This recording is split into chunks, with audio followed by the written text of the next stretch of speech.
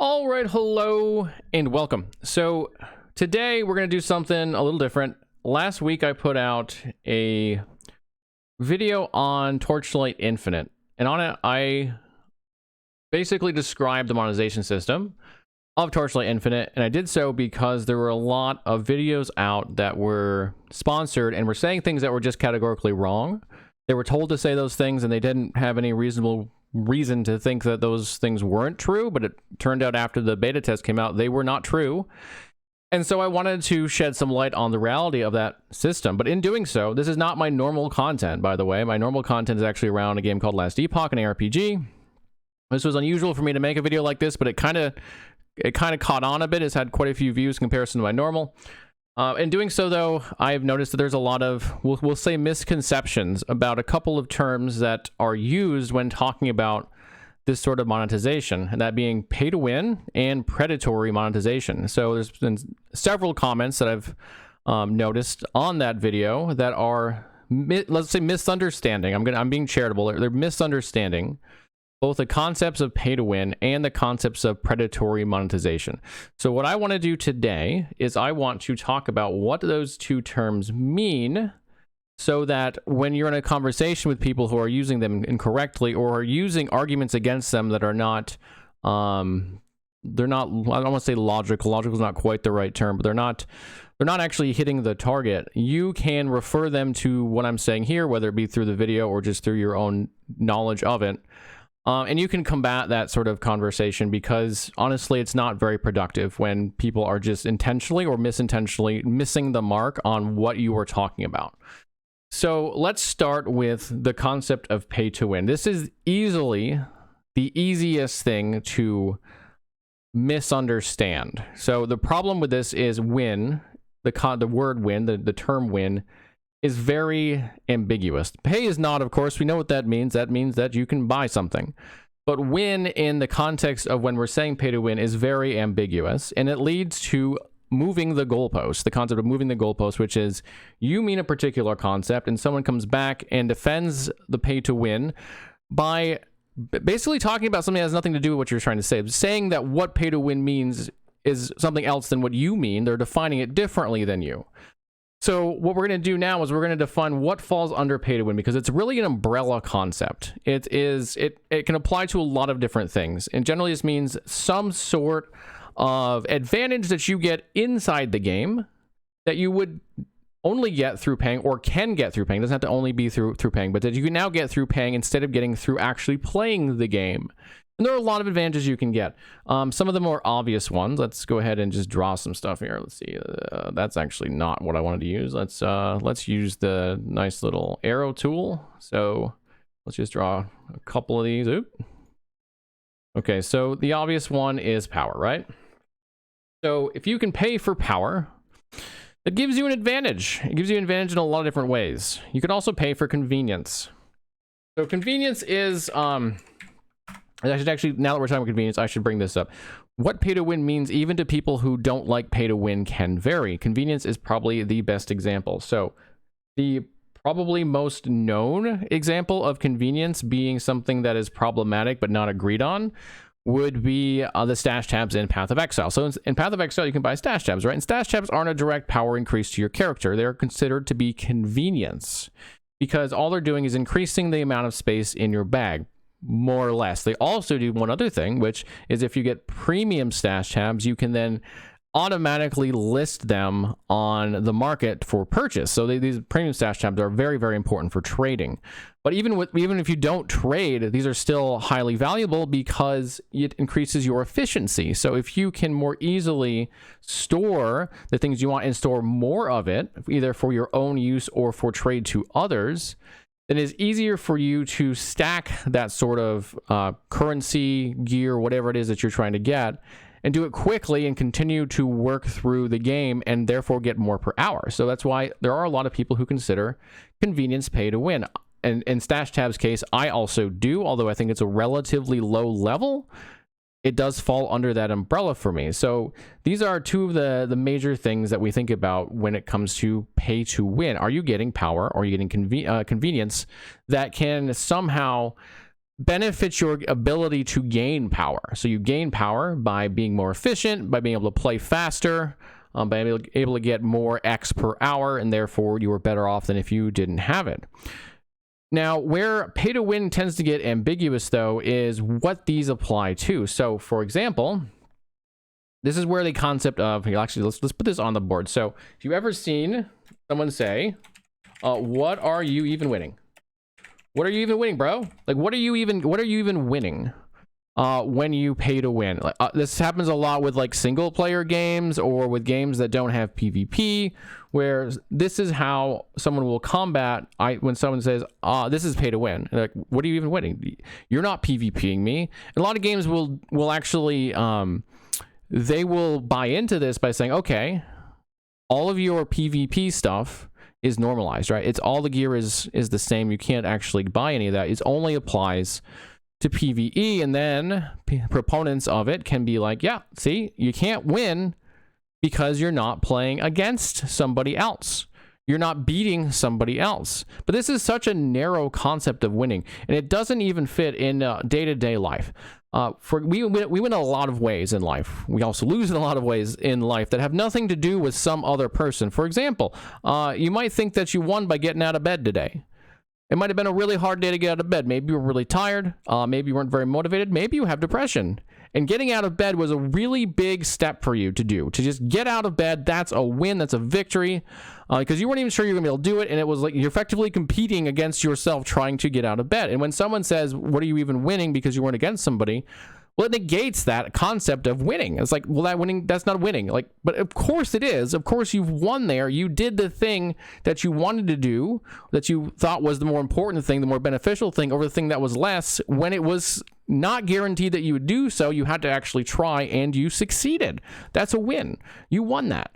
So when we do this sort of mental gymnastics of changing the concept of win, we get these weird scenarios where now it doesn't apply to real life in ways that it should. So what you win here is what generally comes up when people try to attack it. So, is it PvP? PvP? Is it leaderboards? What are you actually winning here? People get really stuck on this concept of what you're beating. Are you beating a boss in the game because you now have paid for some sort of power or advantage? What are you winning? But the reality is this is pretty much inconsequential. Because you're winning against something, you're doing something better than you would have done otherwise if you hadn't paid. And that is where the concept of pay to win is cemented, in this concept of there's an advantage here that you wouldn't have otherwise had, or would have had later, or would have had to do in some way in the game that you can now surpass by paying money. This is the core concept of it. And anytime that anyone tries to say you have to do one specific thing in your game in order to win, they are moving the goalpost. They are changing the definition of what most players mean when they say pay to win, in order to make it fit their concept and allow them to be proponents of this system. And it's a really disingenuous move. I don't think most players who do it realize how disingenuous it is. But what it does is it allows them to skirt the actual problem or actual concern that a player has, and effectively just avoid it altogether and say, well, you shouldn't have a problem because this particular content that I believe is winnable cannot be pay to win, and this particular content, which I do not believe can be winnable, is paid to win or pay for power. But since you can't win there, it doesn't matter. So yeah, that's an argument that I really wish would go away, because it doesn't allow us to engage with the realities. The reality is pay to win, and whether or not you agree with it is a preference. It's a choice that you make. There's no like moral standing within the concept of pay to win. Like, you can like pay to win, and that can be okay. And I wish when we engaged with this, so like, for example, when people had comments on my video, the comments were, hey, I actually like pay to win, and here's why. Because I have limited hours in my life to play the game, and I want to advance to a certain point, and I can't do it without paying some money, or there's hard content that I can't overcome without it, or I just like to feel the power of just being strong. And I don't want the actual journey to get there. Like, there are reasons to like pay to win. They don't really apply to me, but they do exist. And they're legitimate reasons, whether or not I agree with them or not. They are legitimate reasons to prefer pay to win. And if we wanted to be genuine about the conversation around it, that's where the conversation would be, instead of this goalpost moving that keeps happening, where we just deny the problem at all. Like, there's clearly a concept that is here. A concept of trading real money for something in game that gives you an advantage. And if we would just stick to that core concept of what everyone's talking about and engage on those terms, the conversation would be much, much more productive. Okay, that's all I want to say about the pay to win stuff. I do want to talk about predatory monetization as well, though, because that came up several times where I had to correct people that were like, this isn't predatory because I can finish the story. Well, that has absolutely nothing to do with whether or not the system is predatory, whether or not you can finish the story. Whether or not you can get gear on the ground has absolutely nothing to do with whether or not it's predatory.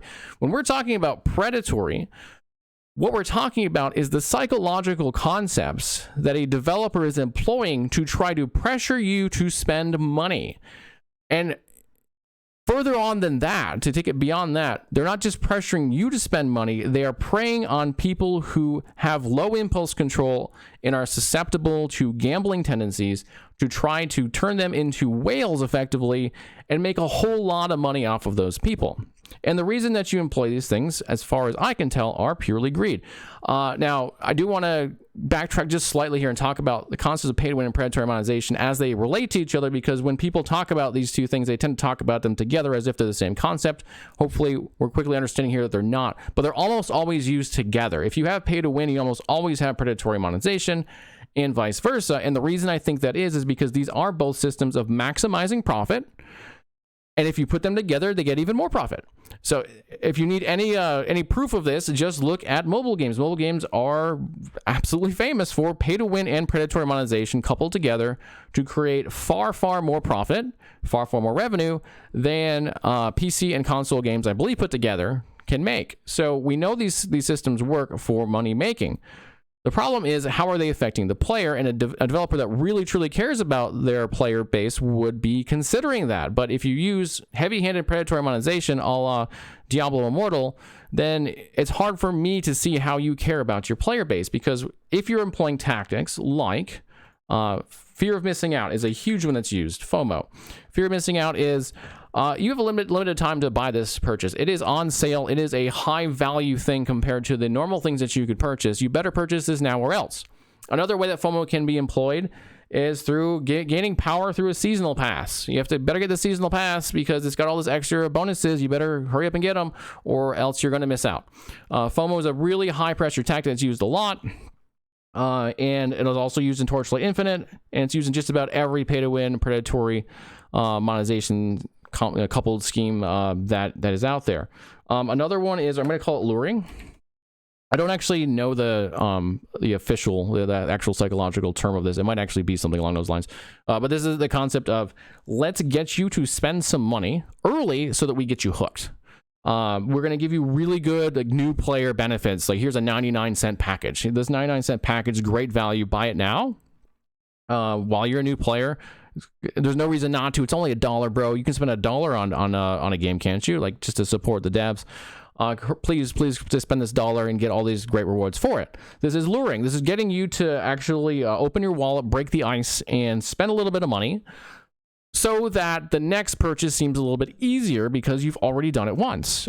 This is employed, again, in pretty much every system that's out there. Can I get you to at least spend some money, and then from there, try to get you to spend a bit more? Another one that actually tends to go along with it pretty well is gambling. For Torchlight Infinite, for example, this is the gauncho system. The gauncho system says, hey, there's a chance that if you roll, it's called pulls in that game, you'll get a legendary pet. And legendary pets are the best pets. And then, 1.5% chance, so you have to roll a whole lot of times to try to get it. You want to keep rolling until you get it. Hopefully you'll get it early. That's the gambling start. There's a chance you'll get lucky. It's great. It's a chance you'll get lucky and get that item really quickly. They don't tell you that you need 5 of those pets to do it, which is, another psychological tactic. Hey, you got your first legendary. Now you need to get another one. So you're pressured to keep buying and keep buying and keep buying. It's kind of like another concept of luring there, where it's like, well, you got it once. Don't you want it again? You need it again. You need 4 more of these or 5 more of these to like fully max it out. So you better go ahead and do it again.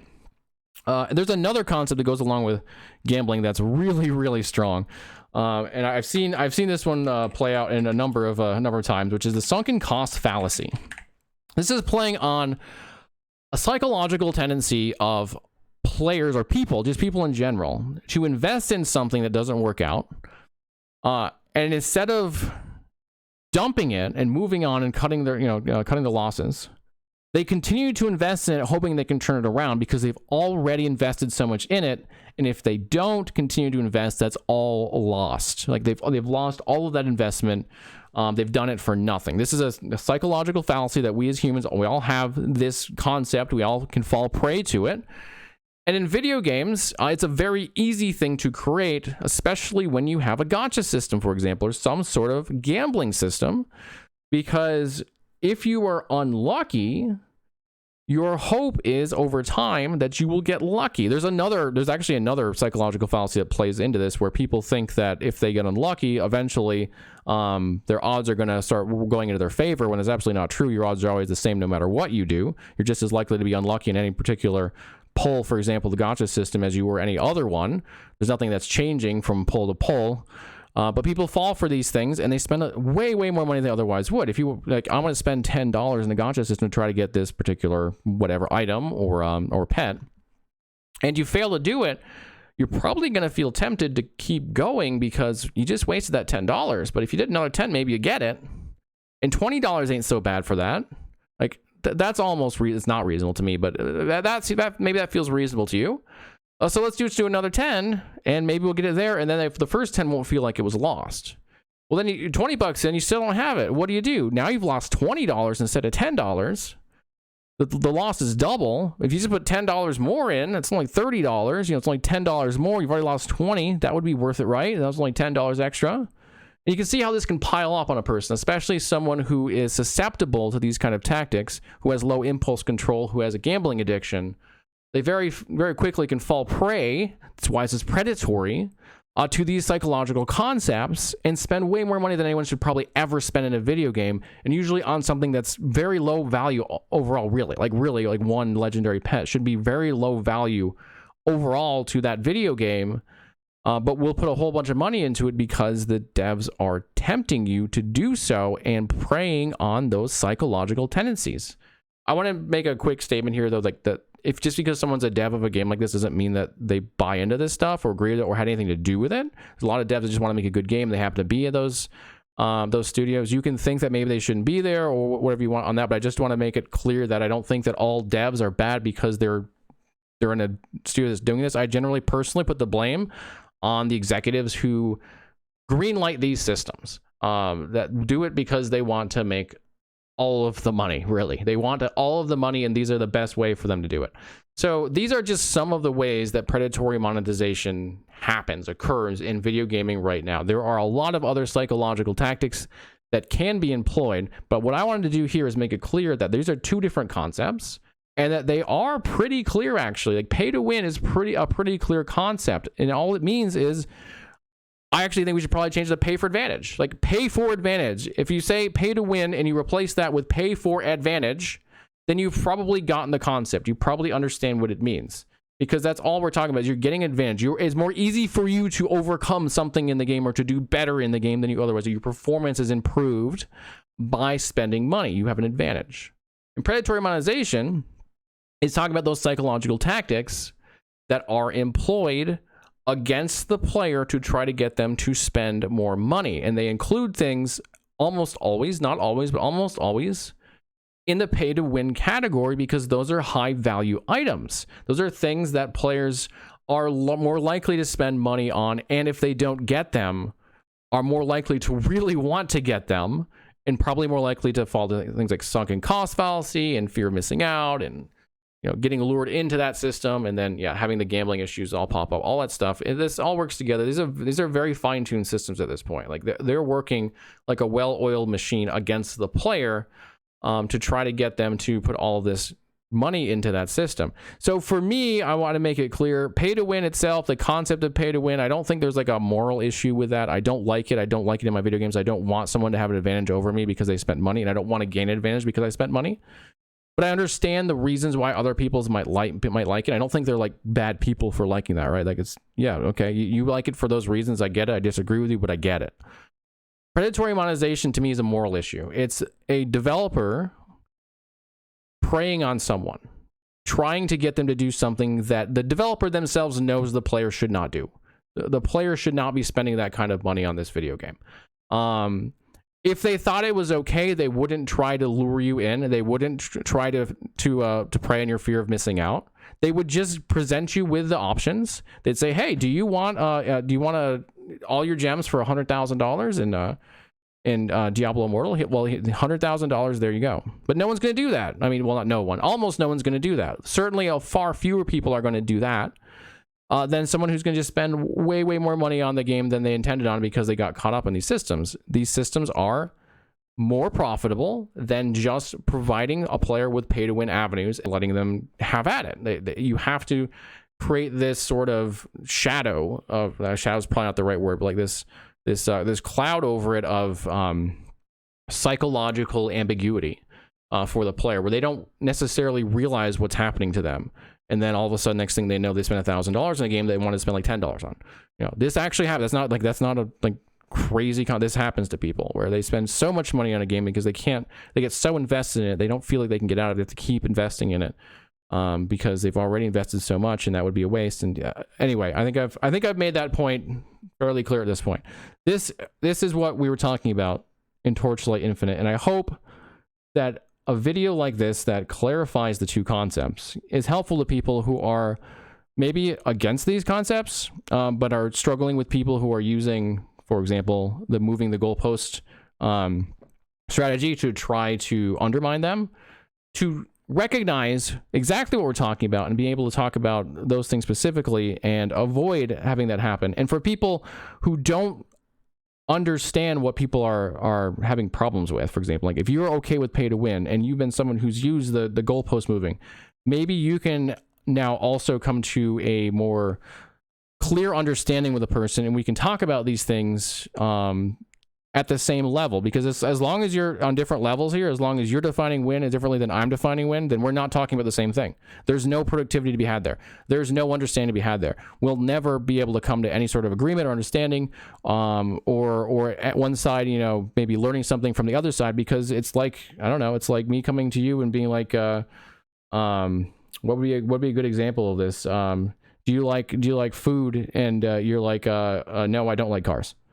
Like, well, I'm not talking about cars. I'm talking about food. Well, yeah, well, food, you know, food's not cars, and you know that's we're talking about cars now. Well, no, we're not talking about cars. Like, that's a terrible example, but you get the general idea here. You have to be talking about the same categorical thing in order to get to any point within the argument where it makes any sense to the other person, or else there's just no connection to be had there. All right, I think I've rambled on that part enough, so let's go ahead and just wrap up here.